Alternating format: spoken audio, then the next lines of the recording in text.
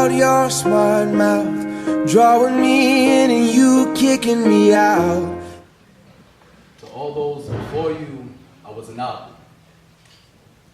With romanticized lapdog love tales, love-struck laureate with a paper-made pen behind his ear and a wool sack full of adjectives that pinch paper like grade school crushes if I had a star. Or a grain of sand for every ball containing the amount of stars or grains of sand on earth I had written in prose. You could bury yourself along the shore of my naivete with enough Polaris to guide your ancestors back to the mortal world. But it seems as though since then, lost my taste for sweets.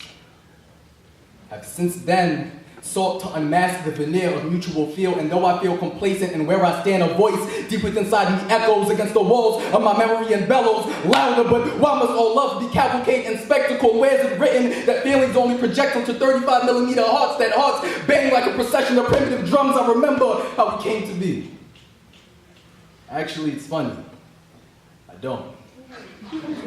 But I imagine it was something like learning to ride a bicycle for the first time, and that you never actually realize how far you've gone until you take the time to look back and think, wow. You look back and think, the starting point was a blur, but you never let me down. This is natural. This felt natural, and that may not sound like cavalcade or spectacle to you, but to each his own, and to own is the beauty of it all in the first place. Instead, loving the tone of a comfortable silence. The harsh chime of teaspoons grazing half-empty cups of coffee, chattering of second and minute hands in a room full of thoughts, quiet enough for me to hear the batting of your eyelash against your cheek like a paper fan in a Baptist church. Now that script may not make your whirlwind romance a golden globe, but where I'm from, trophies are for people with not enough gold in their hearts to seep through their souls. Yours illuminates through the heaven's gates between your lips when you smile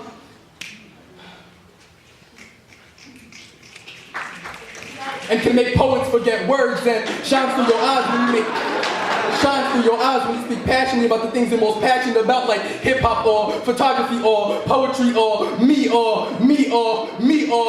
in conversations with friends over lunch who have heard enough about this boy with the paper-made pen behind his ear who's responsible for that curve above your chin and help to unpack those bags from beneath your eyes from late nights spent up wondering if my predecessors cared enough to call before they rest their cold consciences onto warm pillows. At first glance, I may not look like your knight in shining armor. But most times than not, a good knight is simply the man who won't let you go to bed without one. And I love that you acknowledge it. I love that every time it, meaning love, is made, it feels like the second, not first time. And most times there is a second time. I love that you could be best dressed, hands down into any room in which you humbly strut, wearing nothing but my favorite garment, that smile. I love that arguments never have legs past dawn because we choose to treat hearts like stomachs, and mother taught me to never go to bed on an empty one, and that may sound simple and or mundane, but I spent the past 2 years of my life touching stages, making potpourri out of my emotions, and although it wasn't spread upon a bed of lies, what you come to find is that what becomes tomorrow's mess never smells as sweet as you'd like to remember the night previous. I've spent countless nights conjuring sentences like, I'd love to compliment your beauty today, but I haven't thought of a metaphor for that yet.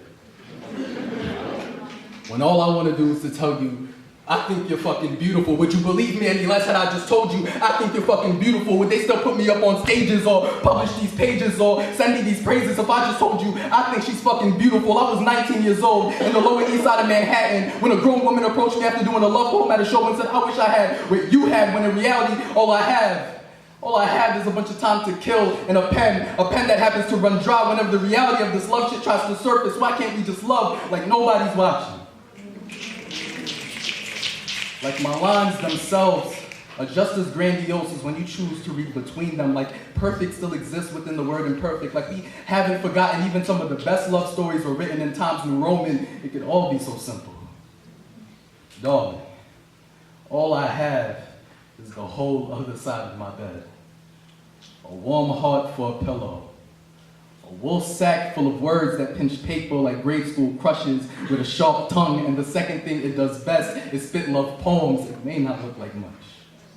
But tell me, are you coming or not? Thank you.